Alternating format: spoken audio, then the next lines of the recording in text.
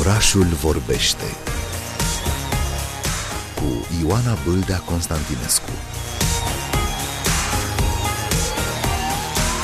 Cel mai recent roman al scriitorului Mathias Sener, Dorință, s-a lansat aseară la București, la librăria Humanitas de la Cismigiu. Volumul a apărut la editura Nemira, în traducerea lui Cristian Fulaș. Îmi face foarte mare plăcere să vă spun că în aceste momente Mathias Sener este prezent la Orașul Vorbește, Radio România Cultural. Bine ați venit! Merci, bienvenue! Mulțumesc și bun venit! Traducerea este asigurată de Cătălin Rață, iar noi vom plonja direct în materia interviului nostru. Aș vrea să încep prin a vă mulțumi pentru toate călătoriile pe care le-am făcut în cărțile dumneavoastră, fie că a fost vorba de Istanbul, de Damasc sau în acest nou roman Dorință, de Veneția, de mișcare în timp sau în interiorul altor minți. Aș fi vrut să vă întreb în ce măsură călătoria este unul din elementele vitale prin care se construiește proza dumneavoastră. Ou de l'intérieur d'autres esprits, en quelle mesure le voyage est l'un des éléments vitaux qui fait construire votre prose? Ah, bonjour, le voyage effectivement c'est quelque chose d'extrêmement important pour moi, sur le plan personnel mais aussi pour la littérature. Într-adevăr, bună ziua, călătoria este foarte importantă pentru mine atât pe plan personal cât și al literaturii. D'abord parce que c'est un moteur pour la fiction, c'est-à-dire qu'en mettant les personnages en mouvement, on met un livre en route en quelque sorte. Întâi că e motor al ficțiunii pentru că cartea pornește la drum atunci când personajele pornesc la drum. Et ensuite, c'est très agréable de faire voyager le lecteur dans l'espace et dans le temps, de lui faire découvrir des lieux, des endroits qu'il connaît pas forcément, des récits dont il n'a pas forcément connaissance. Și astfel și cititorii au ocazia să călătorească în spațiu și în timp și să cunoască locuri pe care poate nu le cunosc sau povești despre care nu știu.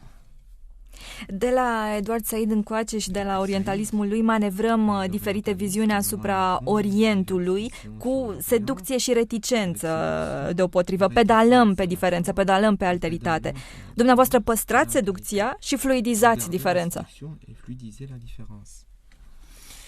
Oui, peut-être essayer de rapprocher l'autre, ça veut pas dire le transformer en nous, hein, ça veut dire au contraire essayer de le connaître mieux pour l'aimer en lui-même. Et peut-être c'est aussi des qualités de l'orientalisme que tout au long du 19e siècle, d'avoir essayé aussi de rapprocher l'Orient de l'Occident.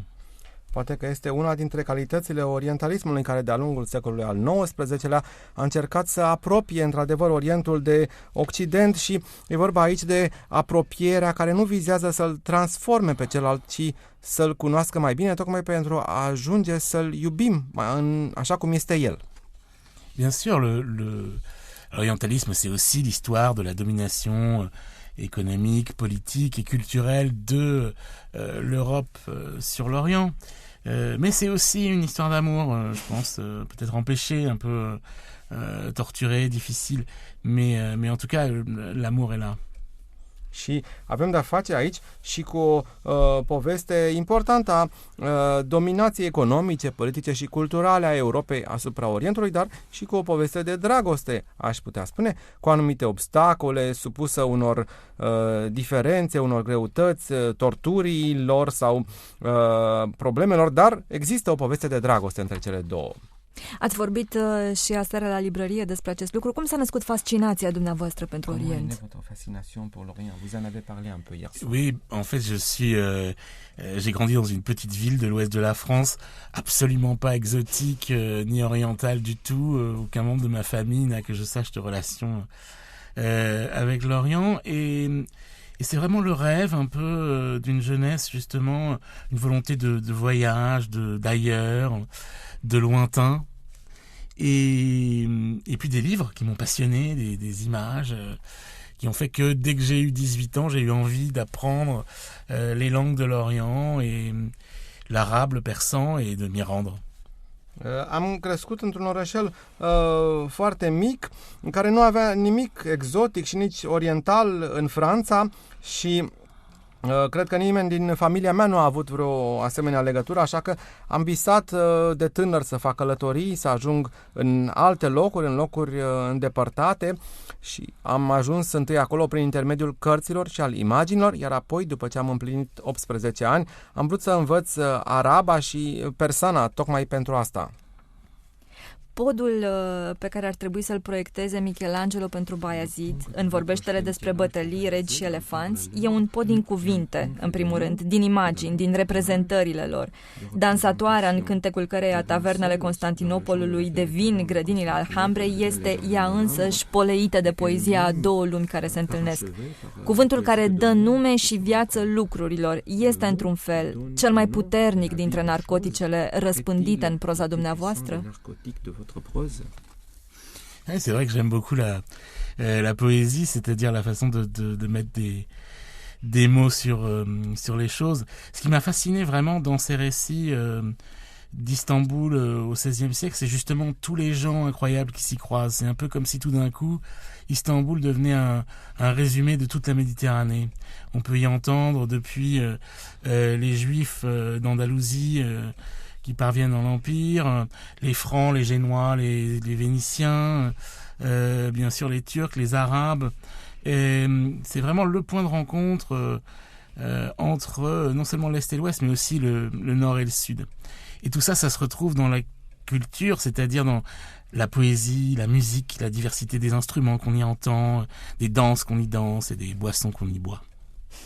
Îmi place foarte mult poezia și felul în care ea poate numi lucrurile sau poate pune cuvinte pe lucruri și Istanbulul secolului al XVII-lea mă fascinează, cred că acolo se întâlnesc niște oameni incredibili, ceea ce face ca orașul acesta să fie un adevărat rezumat al Mediteranei, în care îi găsim deopotrivă pe evrei veniți din Andaluzia, pe franci, pe genovezi, pe venețieni, desigur pe turci și pe arabi, un punct de întâlnire al nordului, al sudului, al estului și al vestului, în care sunt atâtea elemente culturale, pictura, muzica, instrumentele, dansurile și băuturile toate diferite. Rămânem puțin în Istanbulul muzical al lui Jordi Savall, pe muzica lui Dimitrie Cantemir, iată, și în același timp trecem cumva în Veneția ficțională a lui Mathias Enard, pentru că avem și un concurs acum. 0746223300 este numărul nostru de SMS și avem două cărți cu semnătura lui Mathias Enard de oferite. Este vorba despre ultimul volum, Dorință. Întrebarea este foarte simplă și anume, ce alte titluri au apărut în limba română în traducerea lui Cristian Fulaș la editura Nemira, titluri evident care poartă semnătura lui Mathias Enard. Voi repeta numărul de SMS 0746223300. Vă așteptăm cu mesaje până la finalul emisiunii, când vom anunța și câștigătorul. Noi între timp revenim în studio, unde ne continuăm discuția cu autorul câștigător al premiului Goncourt. Vă reamintesc, traducerea este asigurată de Cătălin Rață. În ce măsură alteritatea creează dependență la nivel intelectual? În quelle mesure l'altérité crée-t-elle la dépendance à l'échelle intellectuelle? Ouais, voilà, une question bien dense. L'altérité, c'est la condition même justement pour moi en tout cas, de la pensée, de la connaissance. C'est parce que on veut aller vers autrui, le comprendre, le découvrir, voir ce qu'il y a derrière ce masque qui nous ressemble et qui est en même temps un autre, qu'on progresse justement dans la connaissance, le savoir et le plaisir, aussi parfois le déplaisir malheureusement d'être ensemble, mais en tout cas l'altérité me paraît un des moteurs nécessaires de l'art, par exemple.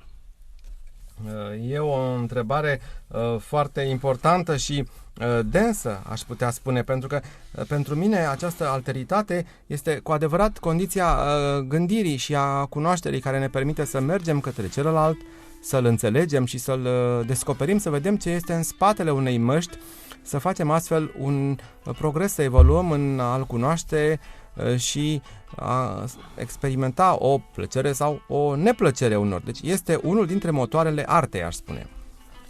Ați vorbit la un moment dat, într-un interviu din 2017 pentru Culture Trip, despre un adjectiv folosit cu privire la poezia persană, care s-ar traduce prin simplitate imposibilă și ca urmare inimitabilă. Mi s-a părut fascinant. Este fascinanția aceasta care apare în interpretare, în receptare, exact elementul care complică lucrurile. Oui, c'est peut-être vrai.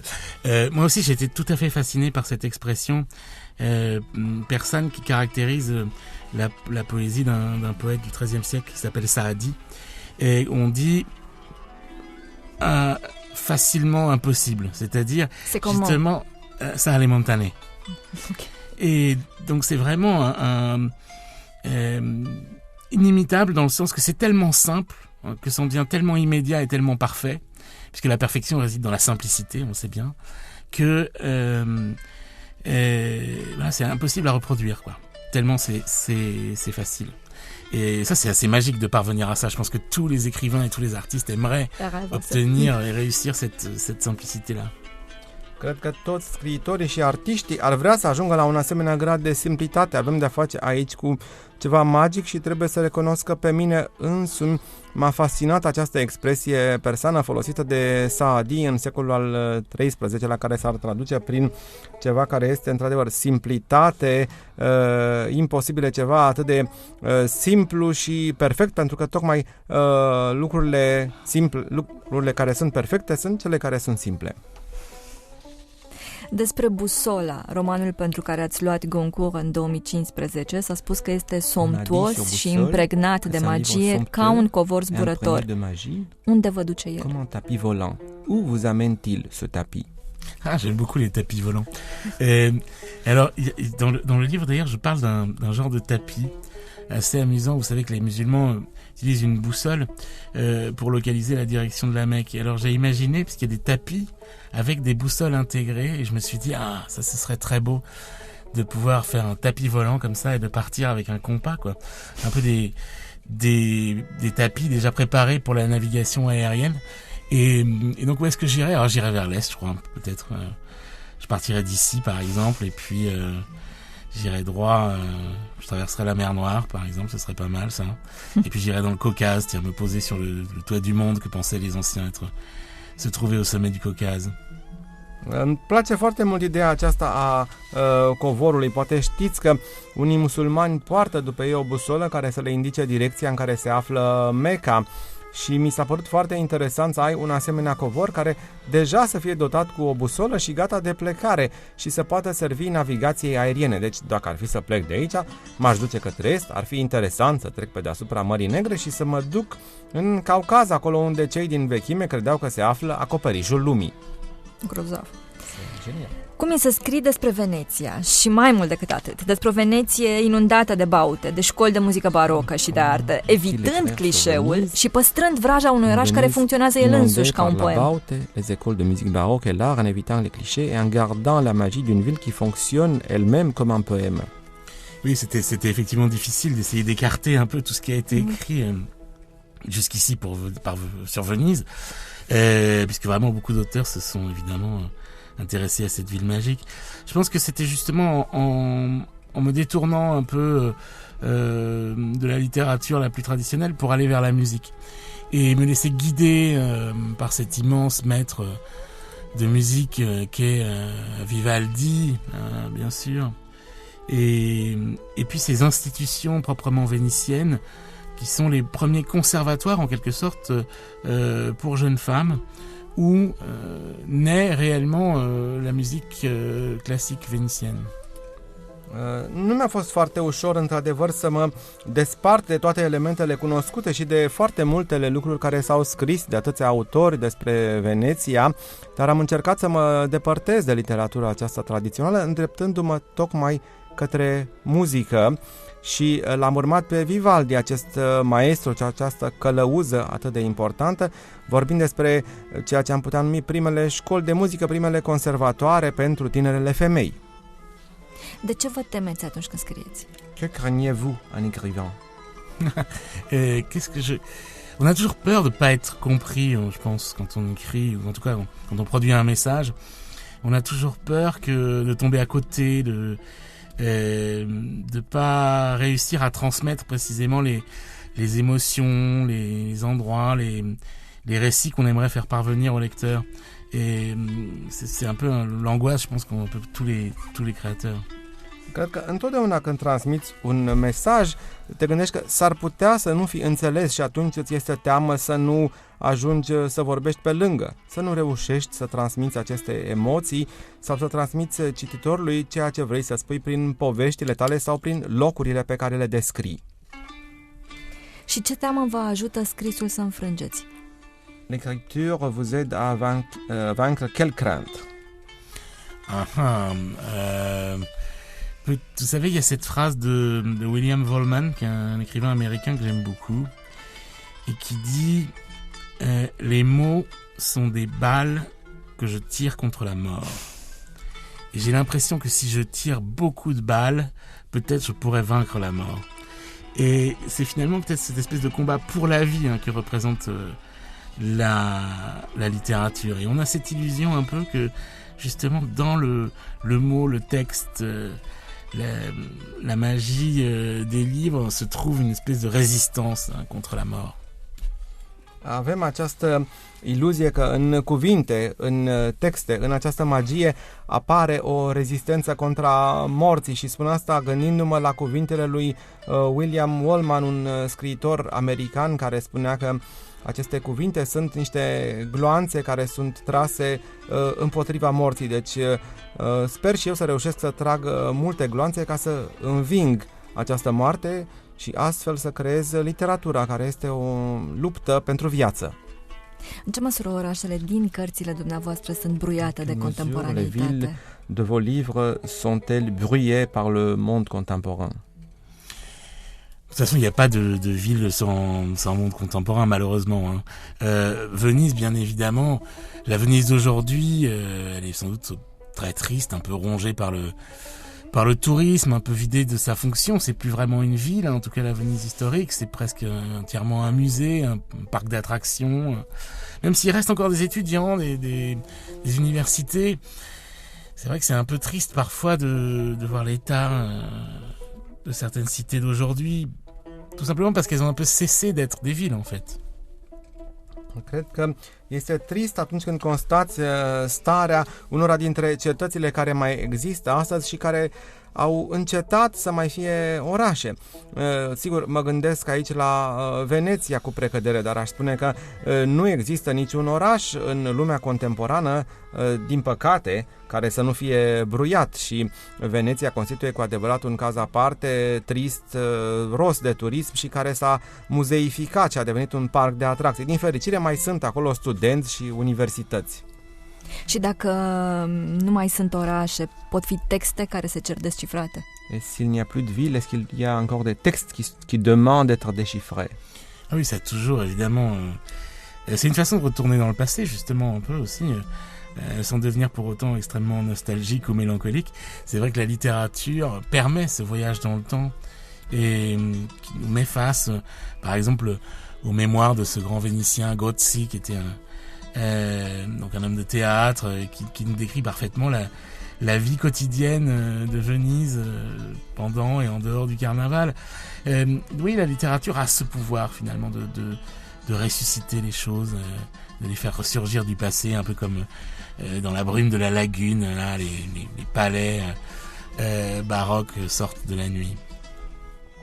Sigur că întotdeauna există acest pericol că se considera că este o întoarcere în trecut, se ajunge la prea multă nostalgie sau melancolie, dar literatura reprezintă o călătorie și în timp. Mă gândesc și la memoriile scrise de Gozzi, acest om de teatru din Veneția care vorbește despre viața cotidiană a orașului, atât în timpul carnavalului, cât și dincolo de perioadele acestuia. Deci am putea spune că literatura aduce la viață aceste lucruri prin bruma aceea care acoperă palatele din lagună parțial. Pentru că vorbim despre Veneția și despre dorință, care este ingredientul care vă alimentează dorința de a scrie? Qui alimente votre désir de continuer à écrire. Peut-être justement la possibilité de découvrir aussi de nouveaux espaces. Finalement, un roman, un livre, c'est toujours un défi un peu, quelque chose qui demande une découverte d'abord pour moi avant d'essayer de la transmettre au lecteur. Et Et donc ce que je me souhaite, en fait, si je peux me souhaiter des choses, c'est qu'il me reste encore beaucoup de livres à écrire, ce sera dire beaucoup d'endroits à découvrir, et beaucoup de gens à rencontrer et beaucoup de livres à lire. Probabil că avem de face aici cu mai multe lucruri. Aș spune că orice roman, orice carte reprezintă o problemă de rezolvat sau o provocare și încerc să înțeleg mai bine lucrurile ca să le pot apoi transmite și cititorilor. Dacă ar fi să-mi doresc ceva pentru mine, ar fi să-mi doresc să-mi rămână cât mai multe cărți de scris, locuri de vizitat și, desigur, cărți de citit. Scrieți o proză hipnotică, inundată de muzică, așa cum e Veneția, hibridizată identitar, ca dansatoarea din Constantinopol și bântuitoare ca insomniile lui Franz Ritter. Vi se întâmplă vreodată să vă îndrăgostiți de ea? Vous arrive-t-il d'en tomber amoureux, jamais? Ah ben, alors, est-ce qu'on tombe amoureux de ces personnages? Si, un peu quand même, oui. Peut-être si je les écris, si je les décris, ces personnages, c'est peut-être parce qu'ils correspondent en moi à un désir ancien et à un mélange de gens que j'aime et que je fais apparaître dans mes livres. Qu'est-ce que c'est qu'un personnage finalement? C'est un masque, hein, ce sont des noms qu'on met sur des figures pas toujours très claires. Et peut-être oui, la danseuse qui séduit Michel-Ange, peut-être que je l'ai rêvé dans un rêve éveillé, dans une nuit un peu d'insomnie, comme Franz Ritter rêve de Sarah dans Boussole. Donc oui, les personnages sont un peu des désirs qu'on fabrique, des nostalgies de gens qu'on a perdus et de visages qu'on aimerait revoir. Sigur că dacă ar fi să mă refer la personaje, poate că într-adevăr m-am îndrăgostit de ele și poate că aceste descrieri corespund unor vechi dorințe, reprezentând un amestec al mai multor elemente și cuprinzându-i și pe oamenii pe care îi iubim sau pe care i-am iubit și pe care am dorit să-i facem să apară. Fiecare personaj însă reprezintă sau are și o mască care ascunde un nume, ceva care nu este foarte clar. Dacă ar fi să mă gândesc la această dansatoare de la Constantinopol, poate că am visat-o odată într-o noapte de insomnie, la fel cum Franz Ritter o visează pe Sarah, deci și o dorință fabricată, un element de nostalgie, poate. Je vous remercie beaucoup. Non, merci à vous.